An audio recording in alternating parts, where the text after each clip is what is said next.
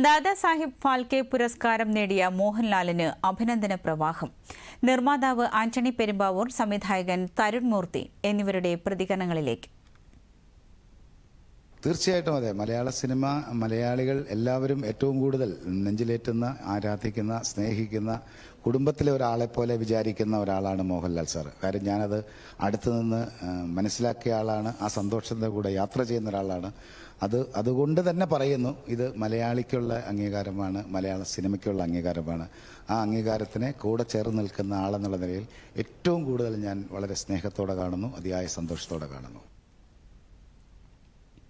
എൻ്റെ മനസ്സിലും ഇത് തന്നെയാണ്. മലയാള സിനിമയ്ക്ക് കിട്ടുന്ന ഏറ്റവും വലിയ അംഗീകാരമായിട്ട് തന്നെയാണ് എന്നെ കാണേണ്ടത്. അദ്ദേഹത്തിനെ ഒരുപാട് ആരാധിക്കുന്നൊരു ആളെന്ന നിലയിൽ, അല്ലെങ്കിൽ അദ്ദേഹത്തിൻ്റെ സിനിമകൾ കണ്ടു വളർന്ന നിലയിൽ അത് നമുക്കും കൂടി കിട്ടുന്ന അവാർഡാണ്.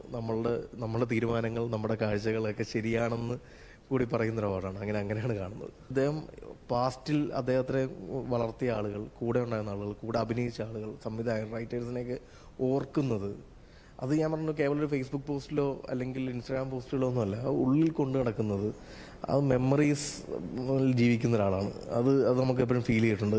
അത് തന്നെയാണ് ഗുരുത്വം എന്നൊക്കെ പറയുന്നത്.